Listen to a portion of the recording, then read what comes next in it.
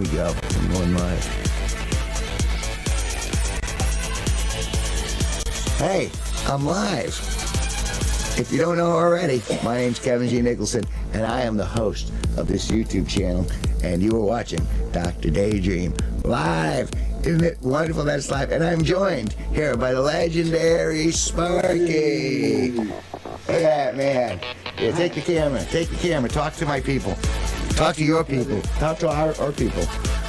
And welcome to our pre-Valentine's Day massacre. If you don't have someone to love, well, if you can't be with the one you love the one yourself, or self-love, self-care, whatever the going phrase is right now. Self-care, that's what it is. It's all about self-care. You can give yourself flowers. I can make my own sandwich. Well, Can I have that back? Hi, I missed you guys. I really did. And it's so nice that you came back here to see me. But I need some enthusiasm. Can you give me some enthusiasm? I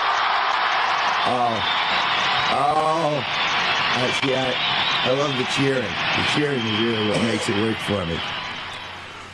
So,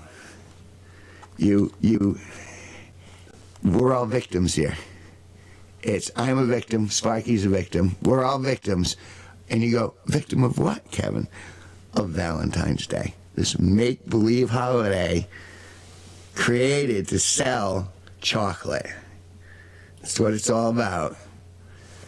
And we are all victimized by it. But it's not just us. It is underage workers in Kenya and anywhere there's a bean. It's cocoa bean, right? cocoa beans. Cocoa beans. All right, I'm gonna put you back on the tripod. You're gonna have to be a distant spectator. For the moment. No, that means I gotta get up. Oh, that one. I'm dizzy. What's the altitude? Okay, let's go over here. There's gonna be a little. It's only gonna hurt for a second. You gotta feel a little snap. Oh, there it is. And then I'm gonna do it like that, and I'm gonna do just a bit like that. Oh, okay. Yeah. Now I should be a live participant. You like live participants? All right, let's move that over so I can see what's going on. I need that, and I need this. All right. Want to do another one? It's not as good as the crowd, though. I like the adulation of the crowd. Yeah. That's the way it should be. That's right. Okay, if I can do this.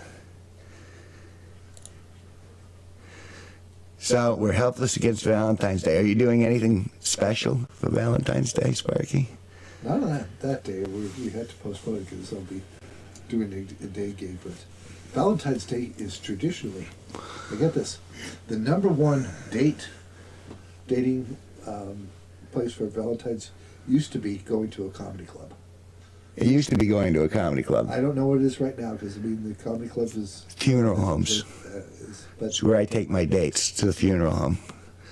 We pick out coffins together. It's romantic, isn't it? Well, a little bit. You ever notice, like in a florist shop, they always have see a lot of times they'll say florist, weddings, funerals. Like there's a difference.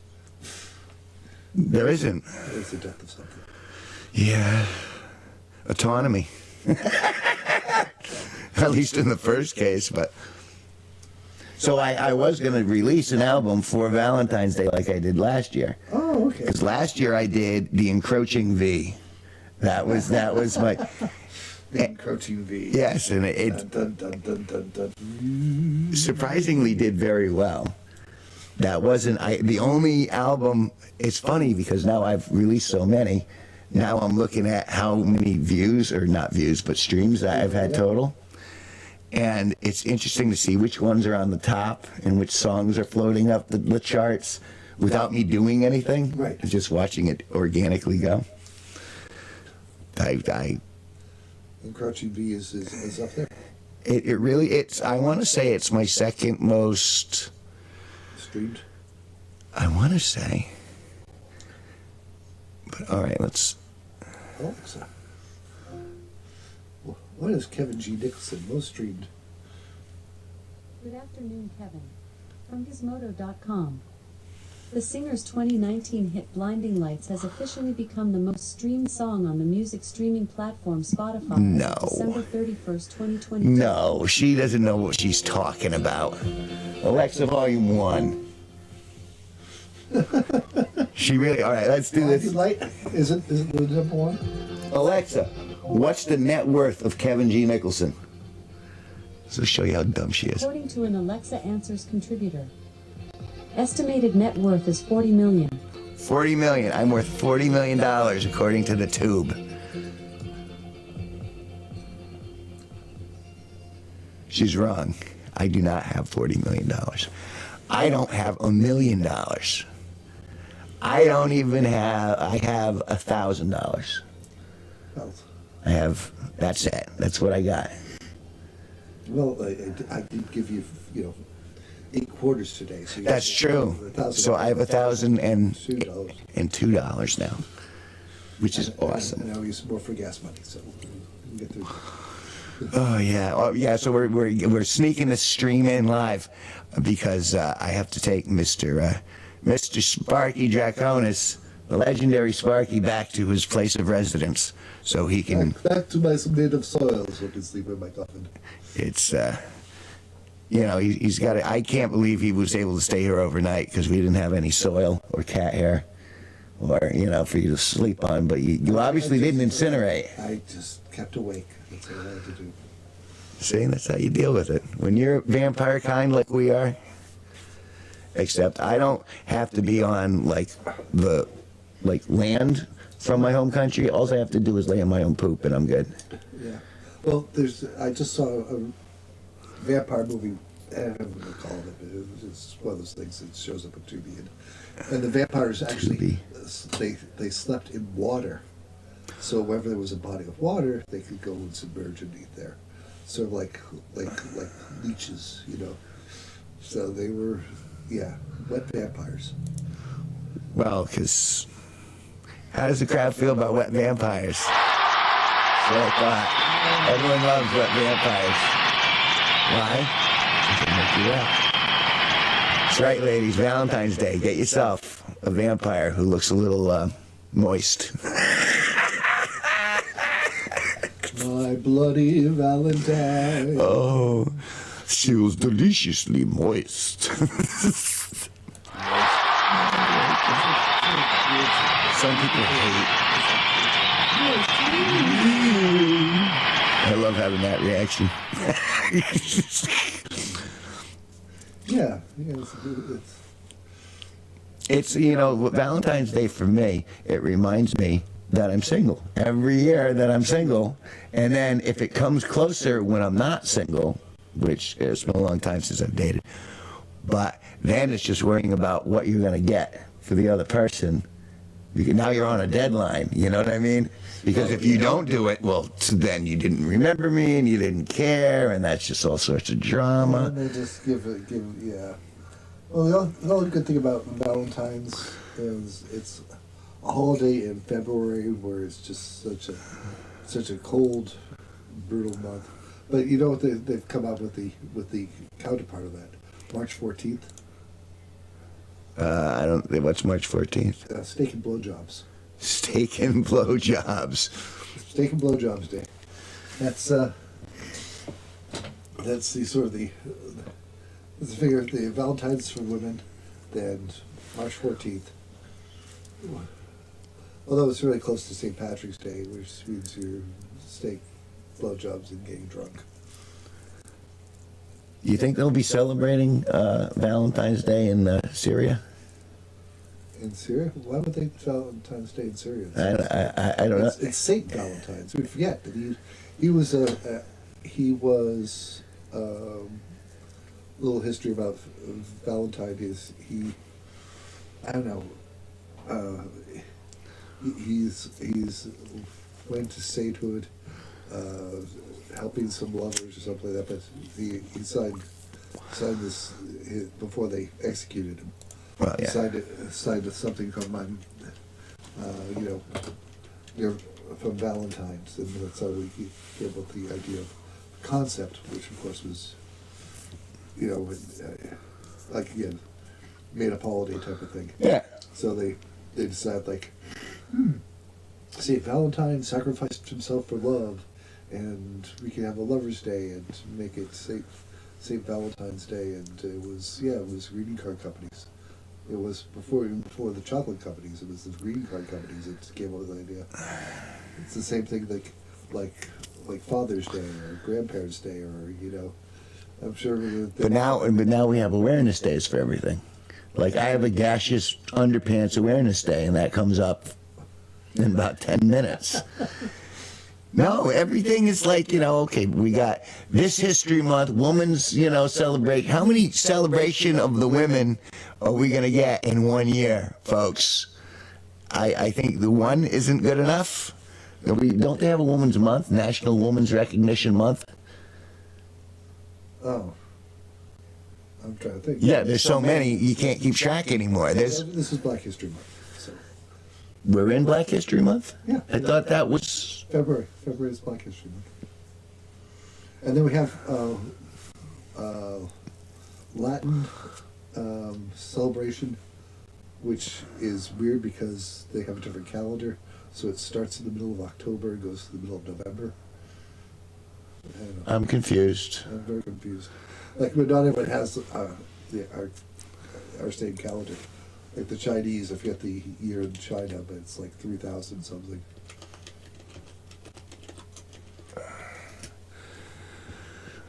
A Madonna Awareness Day. I think we need a Madonna Awareness Day. She's getting older, Oh yeah, I saw the recent some streams from a recent concert and stuff like that. And so like, yeah. She's look, we were talking about Mae West last night. Yeah. Mae West did Sextet in her late 60s, and it's a movie that she should have made, 30 years before that. And would have been slightly more successful, but at the time the censorship wouldn't allow it. So she made it in 1970 or 71, and went over like a lead balloon. it had some great cameos though. Keith Moon as a hairdresser, and but she ended up with the line. I mean, they're all pretty much. By the time it happened, they all became like old jokes. Like, I'm waiting for this man to come up. I'm waiting for the English man to come up so I can finally say the British are coming. You got to admire her for chutzpah, though. Oh man, yeah. That's what it really was about, because back in the day, I mean, back before the pre-code, back before 1934, Right. her movies were like, I can't believe they said that. Like W.C. Fields going out there, and it was an International House. He actually had this line. He was in an airplane, and with a young lady with her, and it's like, there's a cat in the airplane. It's like, oh my dear, what happened? Like, did you sit on my pussy? Like, how did he get away with that? It was pre-code, where they were pushing the envelope before they enforced it, and all of a sudden, movies became like you had to have symbols of you're smoking right now. Yeah. They would never show sex or. You can't do that today. Yeah, but back then, in order to simulate what sex was, you'd see them like light cigarettes, That's when smoking was sexy. No, it's not. It's not sexy. I'm not a sexy guy. I'm not a role model. This is bad for you. Don't let anyone fool you and tell you. Don't let Joe Camel fool you. He's the guy. Joe Camel. He came for me. He sent me a bunch of stuff. He sent me like a DVD player. Oh, and he used to get I've got 1,000 Camel bucks in the back room, still waiting. Oh my goodness. Yeah, okay, camel. I remember that. You know, they actually had like I think the biggest thing they had there was like canoe. Yeah. You know, you smoked enough cigarettes, you could get a canoe. You won't have the strength to actually row. Yes, there's that. But you have a canoe. But when I was young and I thought I was going to live forever, well, of course, I was smoking all the time, so I saved the Camel bucks. I ended up getting like a boom box from them for free and a bunch of like shower curtain. Like I had Joe Camel all over my house. Oh wow! This is before I even met you, so that was Yeah. So that's a long time ago. no, that's right. You knew me back when you were in your 30s. So Now now we're just I don't even remember who you are. grumpy old man. Grumpy old man. No, I'm definitely a grumpy old man. A grumpy old man with a little hope, which is dangerous. Yeah. Yes. You know why? Always need that spark of madness. It's that spark of magic, of madness, or magic, depending on how you look at it. And now, all right, because I know she's not watching. Brittany Roberge. Oh, Brittany. No, I said it right. Brittany Robert. Yeah. That you're my Valentine. Tag, you're it. Make it happen. Make it big. I'm sorry, Paul Pastor. You've been replaced. She has not been replaced. Whoever gets to me first wins. It's a race. And I think Paulie's got. Well, Paul's got the legs for it. She's got the leg. She's got the. For those of you who don't know, look further down in his charts. You'll see Polly Pastor and her entrapment of Kevin G Nicholson. Yeah, she circled me. She circled me like Indians circled the pioneers, who were actually the invaders and should have been circled, and somehow we've managed to glorify them. There's just no winning. No way. And on either side of history, we're the bad guys. I personally, right now, I'm the bad guy because I'm alive, because someone I didn't know 200-300 years ago did something screwy. And that guilt falls upon me. We could. I'm part Irish, so I'm part of, The potato famine. Yeah, so part of the suppression right there. You know what this means, though? It all boils down to we're all victims. We're all victims. What do you think, folks? Oh, it didn't go. Oh. Oh, I'm very upset. Here, we'll do that, though.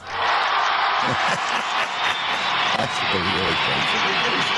Yeah, we're all victims. Everyone's whining about how, look, as two white men, older white men, we're on top of the heap. We own everything. We're privileged just by the fact that we're Caucasian and that we're, we have. I don't feel privileged, but No, we got. When we come down to, I don't look at it as much as a privilege as, yeah. I mean, there is an unequal playing field, for a lot of things. I just realize that because I've got. Yeah, but it's not my fault. No, I acknowledge that it's been. I mean, I know that people have been treated badly, but I didn't treat them badly. You know what I mean? It wasn't me who said, no, you can't live here, or no, you can't, Get off my land. We were here first. No. Well, and we're doing that now, which is okay. We don't want migrants to come over the border because this is our place.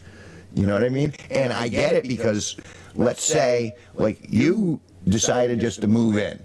Okay, I'd probably be okay with that because it's you and I like you. But let's say you bring your daughter and then your daughter's kids and then the grandkids and the kids after the kids and all of this stuff, and all of a sudden I can't support the house because I'm trying to make everybody happy and I don't have the resources. That's the migrant problem right there. It's all the kids' faults. No, it's all the forefathers' faults. It's all, like, everyone who built this country, it's their fault, and we're left holding the bag. And that makes, what does that make us again? Victims! Let's hear it. We're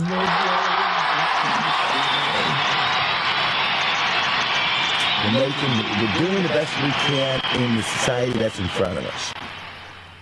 You and I both, I think. We try to be nice. Try and survive.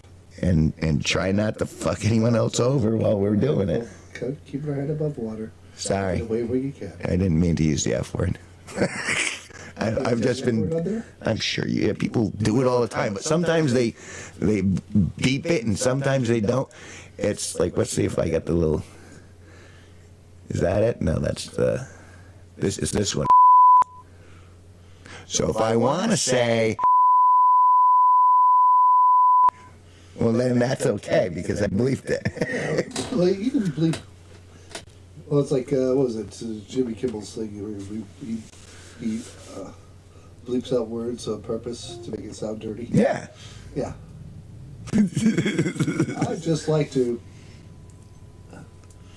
with your bleep, bleep, bleep. Yeah.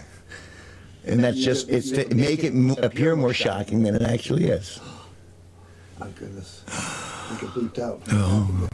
Oh, it must have been dirty. That was filthy. What I just said, have you been there in real life? What I said was filthy. It's that voice again. Oh, filthy. It's kind of like a cross between Thurston Howell and a gay man. Oh my God, it's so dirty. It's Thirsty Howl. Thirsty Howell. I'm thirsty. Lovey. Lovey, give me some lovin'. You know how much I'm worth. You've seen my bank account. Now we're on a desert island, and yes, the young lad is interested. Surprisingly enough, the one who played Mrs. Howell Yeah, was actually a millionaire. I buy that. And the reason why she took the part is because they thought it was all going to be filmed in Hawaii, and she said, well, "That's a nice way to vacation, Yeah. get some money." And I believe that the lagoon and stuff, everything was shot in there. They had some. I don't think they ever got to Hawaii. But For the movie, I think they got to Hawaii. yeah, returned to Gilligan's Island and stuff like that. Yeah. Gilligan's Island versus the Globetrotters. Oh, I forgot about that. Remember that? Remember the Globetrotters? It was a basketball team, and they'd run around, and they were like really. It was like Still around. really. Yeah, they're going through like the fourth generation, fifth generation on there. Like Meadow. What do they clone them? I mean, what? Those guys are. Meadowlark's daughter is on the Harlem basketball teams. Does she identify as a Globetrotter, or does she identify as? Globetrotter. Oh. You know, hey, doesn't matter, male, female. You teach them the tricks. You teach them the outrageous things. Like spinning the ball, going back in Yeah. your head, and all that type of stuff. And there's only been 3 times when the Generals beat them. That's always with their opposing team, Huh. or the Generals. Go figure. Yeah, so it's 2 fictitious teams fighting each other. But whole Globetrotters. Was it actual or was it scripted? But the Globetrotters, it was scripted because one of the times the Generals won, it was like the head general's birthday, and they decided, "Hey, for your birthday, we're going to have you win." Well, isn't that handy? It'd be a squeaker, but you're going to win this year, this season, whatever games. I mean, they're exhibition games. For exhibitionists. Mm-hmm. Back to it. It's National Globetrotter Awareness Day. Yeah. Well, that's what you wanted to hear.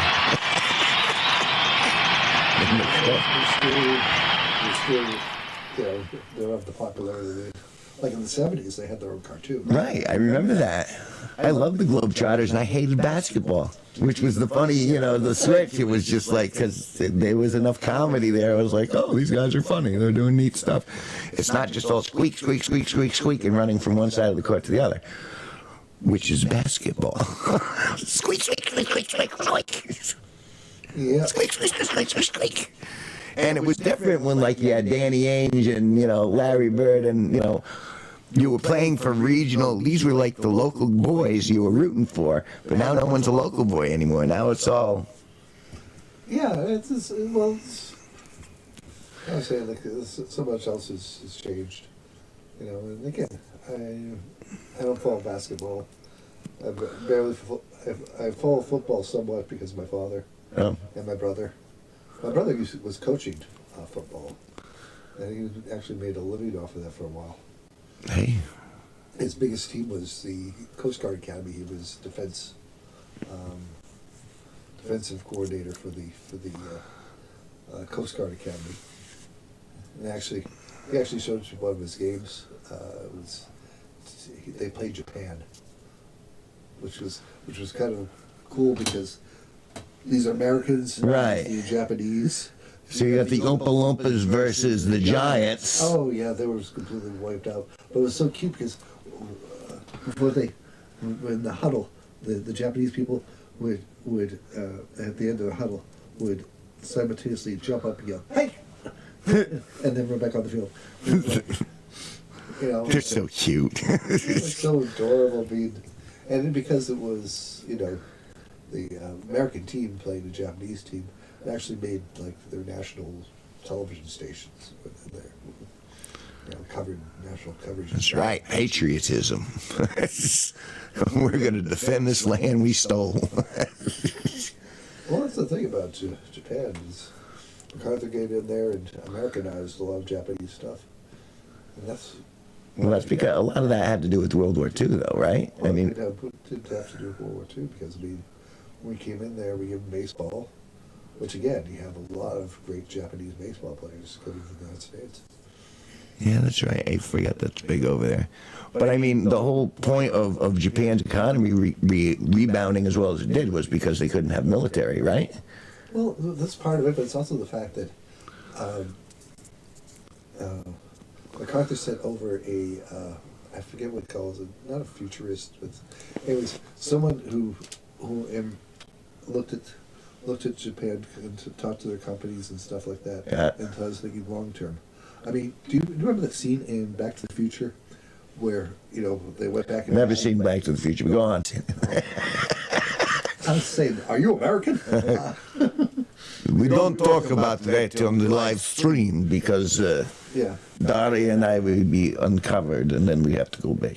You go back to Ukraine. We go back to somewhere. I'm not allowed to say I am undercover. So, but when Christopher Lloyd's character there, Doc Brown. when Doc Brown's was looking at, oh, no wonder this doesn't work. It's made Japan.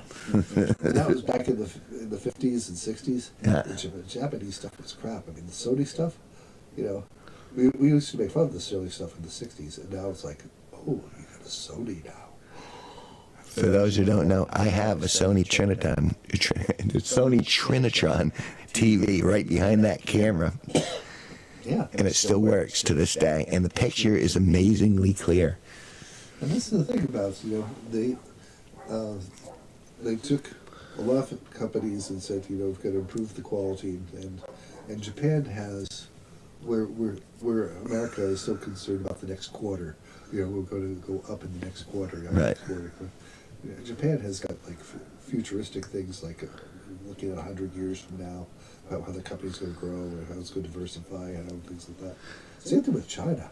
That's why a lot of things in China are kicking our butt, because right now China is going to be China, if we don't watch out, is going to be China and India. Are going to be the two ones that may topple our $17 trillion economy. It's funny though, because we make those predictions and they seem like they're logical until you get a few years ahead, and then something has happened in the world which shifts the code. Yeah, you know what I mean? There's just no telling. I was watching James Burke, and he was talking about that. Yeah. And I don't know, do you know who James Burke is before? No, I watched that, but he looks familiar. I've seen him somewhere. James Burke was a scientist who used to talk on Channel 2, and he had a program called Connections. And what he did is he would go, okay, what does a taffy puller and my rectal mint have to do with the telephone today? And he would make the historical connections on how they related to each other, and then he'd smell his fingers. And it was great television. But no, he did that all the time, and he'd be like, and this is why we have soap. And it was always in the English accent, so you're like, well, he sounds English, he must be smart, all right. Oh, it's true, it's true. It's like, you know, you could be the most scientific person, but you come up with a southern drawl all there. That's right. You're still going to sound... That's, I'm going to tell you about the quantum physics of that bad boy over there. That's not going to fly unless you put a radial on that. You put a radial on that, and then the whole thing will work. But the Enola Gay would not have gotten through if it wasn't for my forefathers, because they're the ones who goosed the monkey. That's a true story. You don't know what Goose and the Monkey is? I'm not telling you. That's a family secret. Not well. You follow fuckers? Yeah. Bleep that out. Bleep Oh that out. no, it's the bleep. Oh.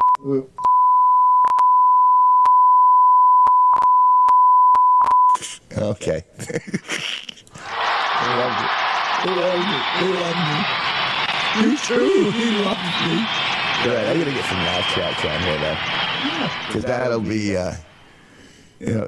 Oh goodness. Oh, it's because I'm hearing it from the.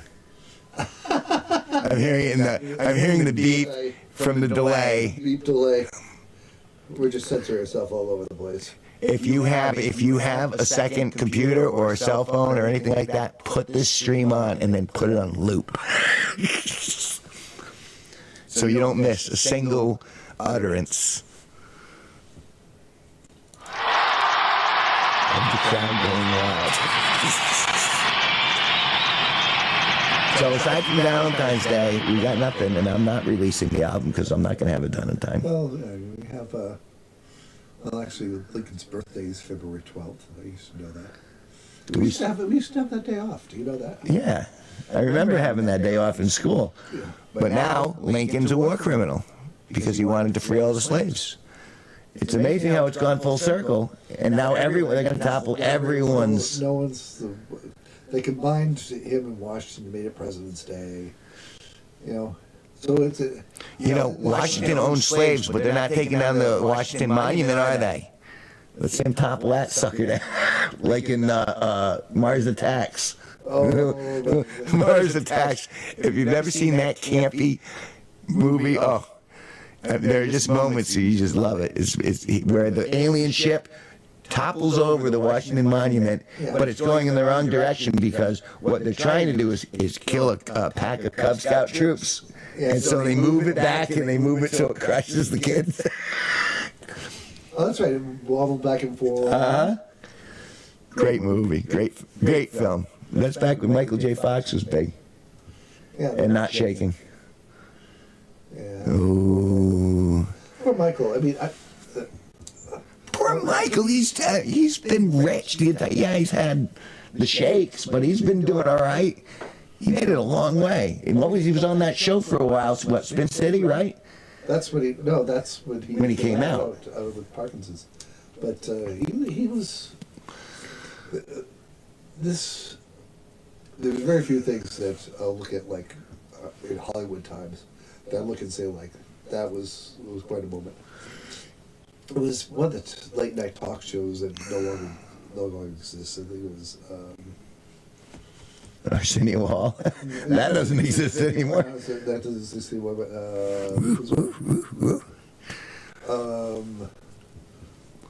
the guy who wrote, anyways, Canadian guy, and he had this ABC late night talk show, and he was on there, and he's talking to Michael J. Fox. Right. This is, after Back to the Future, and he's got some cloud and stuff like that. Yeah.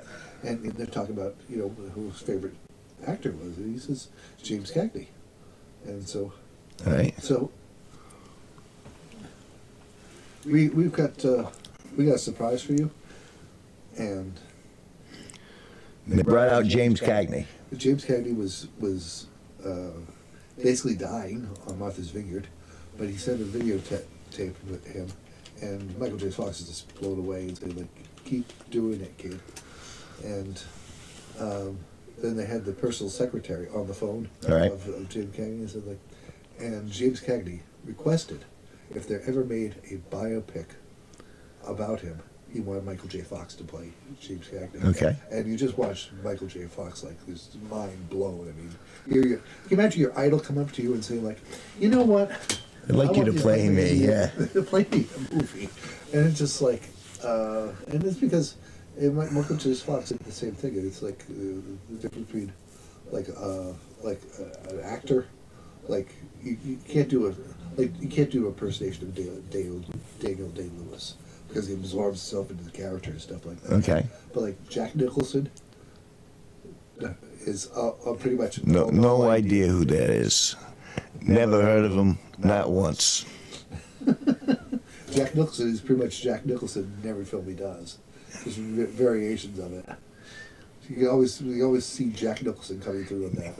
And the same thing with Jim Cagney. You don't say. What was the quote from him from when he was playing the Joker in Batman? Is he looked at Michael Keaton, he said, "Well, it looks like we're gonna have to let the costumes play us, huh?" That was it. He was in costume, and it was just all Jack all the time. Oh yeah, they tried hard to give him an Oscar nomination for that. Yeah, he actually has more screen time than Batman does in that movie. Good. I mean, it's a comic book movie either way. I don't like Avengers aside. I mean, yeah, that was great. It was a great story, and I'm glad that they told it. But it's still a comic book. Yeah, it's the whole Marvel thing is getting played out. Well, it's not just being played out. It's the diversity, equity, and inclusion clause on everything. Yeah, I mean, I'm sure you heard about the Marvels, which was all about girl power, and it did terrible. Because we're tired of I'm tired of being dictated to. This is what we think is right now, and you're going to comply. No, I will not comply. There will be no diversity, equity, and inclusion. I want the people I want on the boat. I shouldn't have to have roommates based on diversity, equity, and inclusion. I should be allowed to pick who I want to live with me. You know what I mean? Sorry, I took my battle with you, and it's not. You're not the cause of my. Sorry about my anger, folks. I'll try to purge it in the future. Where's the button? Where's the button? Because when I really think about diversity, equity, and inclusion.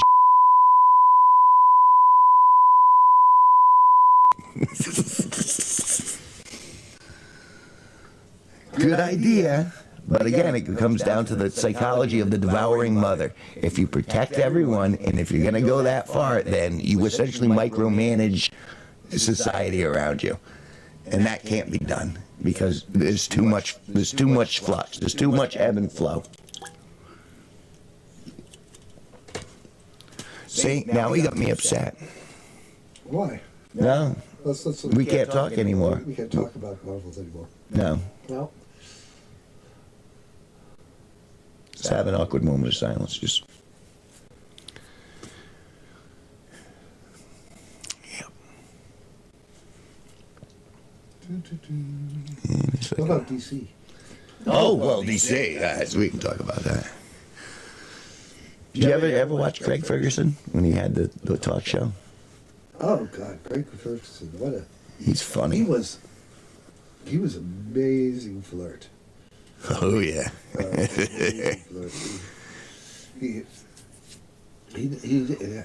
because he always have some attractive female on there, and he would just they go with it too every time. And self-deprecating and all of that type of a really great sense of humor about himself.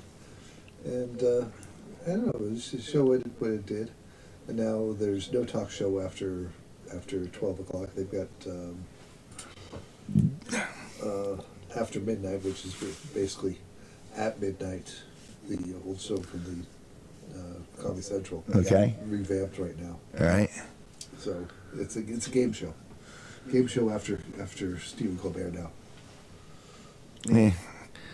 It's funny because Colbert has kind of lost his luster in my eyes because he's become so partisan where it's just like, yeah, I see speaking points. I don't see a person anymore. He used to be really funny, but he just doesn't have that. I don't feel like he's speaking with me anymore. I feel like he's speaking at me. I don't know. I think of the monologues, he's probably the most sincere about this. Yeah, I'd give him that. Yeah, I mean, I don't think I do it from Fallon, but Fallon is just following the line of Jay Leno and just like, hey, if I do a Republican joke, I gotta do a Democrat joke, and vice versa. Right. Bounce them off each other, and you know, you did have Donald Trump on his show and actually pulled his hair. Yeah. Make sure it's real. It's real. You know. Regardless of that, I brought up Craig Ferguson earlier because when he had that show, whenever that was part of his flirting style, is he'd just let dead air blank out, and he'd go, "Okay, let's have an awkward pause," and then I'd just sit there, and everyone went with it. It was great. He had like a choice between awkward pause or like a harmonica solo. Mouth organ, Mouth organ. or you can blow my mouth organ, or well, you can guess what's in the box. And I like the fact that he used the term mouth organ constantly, because it implies something. He was talking about a harmonica, folks. It was a harmonica. Yeah, it was a harmonica. But he called it a mouth organ. And for all intents and purposes, that's what a harmonica is. Excuse me. The Chinese, because apparently they had the blues long ago. They still have the blues. I could never play the harp. That's another word for it. Yeah. The harmonica. I could never play the harp. I didn't. It's don't be a smoker, kids. I'm a smoker, and that's why I can't blow a woodwind. I can't blow brass. Anyone can play harmonica. I mean, it's just blowing it and sucking up. You would think, but I have no lung power anymore. So, like, I do it, and it sounds like a mouse dying, and that's the end of it. Oh, wow. Yeah, it's bad. Dude. So I took up guitar. Yeah, I can't wait till they can install new lungs. You can get, like, a memory upgrade. You know what I mean? All right, yeah, it's like replacing the fuel filter in your car. New Well, lungs. speaking about that, you hear about, like, the Tesla guy that actually put a chip in someone's brain? Elon Musk. Yeah. They actually did that. This past week. I get the billionaires confused. It's Elon Musk, and then It's who? Musk. It's Musk. And who's the other one? Bezos? Yeah, Jeff Bezos, and he's Amazon, right? Bezos is Amazon. Elon Musk is SpaceX and Tesla, Yeah. and then there's one more, right? Well, if you want to include, what's his name? Virgin there. There's a Virgin millionaire. I doubt that. Yeah, the guy who made his fortune with Virgin. Those are the three guys that set the rockets up in the air. See, you say there's someone who made billions with Virgin, and my first thought was, well, Epstein, right? He made money with Virgins all the time.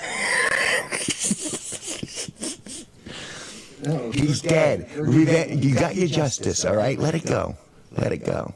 He's gone. Well, that's because there were certain people that didn't want him to come and testify about who else was in there. And And they were all in there. Every one of them were in there. And now they're trying to make, everyone else is going to suffer because the rich did what they wanted to do and they got caught. And now they're trying to, backwards engineer the whole event? Like that's going to be accurate. You'll never do that. well, this is the thing. I mean,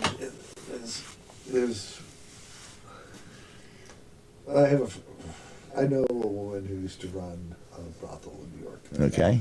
She was, basically it's the phone service, and she was telling me about some of the celebrities that came across, and and she told me some of the names, and I'm like, man, I'm so disappointed. But yeah, I mean, man has their needs, and sometimes you want to keep the needs very, very hush hush and quiet. See, prostitutes aren't paid to have sex. Prostitutes are paid to have sex and to keep their mouth shut. Well, Stormy Daniels was terrible. I mean, she broke the oath. Well, she didn't get paid for that either. No, she did get paid. That's what the hush. Afterwards. What was she said in the interview? She was scared that he was going to try to pay her immediately after coitus, which is really funny. But now, after the fact, wow. All they had to do was put a camera in front of it, and it becomes porn, and it's all, then it's legal. Right. You know. See, I don't understand that. Get your 2257 form out, and if you go back in time and you travel 10 years ago back to Epstein's Island, I bet you're going to find it was actually a child's orphanage. And he was rescuing poor children from across. If you go back, that's what you're going to find. He was a saint. He had an orphanage, and he treated everyone fabulously. But they'll never bring that to court, will they? I know, I was there. I was one of the children at the orphanage. He used me as a hand puppet, and he's using me right now to speak from the... Speak from the grave. That's right. It was excellent. Oh, goodness. Oh. Yeah. Jeffrey, please. Stop. Sure, he committed suicide. Sure. He was so distraught because they took his orphanage away, and all those kids, they're not going to have a place to stay now. And now they're trying to smuggle themselves across the border in knapsacks. The guards get paid. Yeah. At his island? No, the guards that disappeared or committed suicide. Oh. Those guards were paid. I'm thinking that they had at least have six figures. I think they got to take over the island. Isn't that how it works? No, Okay. The island has been sold. Really? Yeah. Who bought that? We don't know because they won't let anyone on the property anymore. And you know why? It's because it was already perfectly designed and laid out for an orphanage. And so they want to continue his work. See how it's just a little twist to the narrative. There we go. You create a whole new conspiracy theory. That's it. You've done it. I feel like a success. And you know what? Am I a success? Thank you. Thank you very much. Well, as successful as I feel, we've been going for a good 50 minutes. And we have to prepare for our next adventure. I will be back tomorrow night live streaming, but I'm going to be doing my Imperium Galactic painful navigation. And hopefully we'll see if I can recollect some of my game. As for today, it's been glorious to be here with the legendary Sparky. And glorious to be here with the Kevin G Nicholson. And you have yourselves a good day. Goodbye. We have a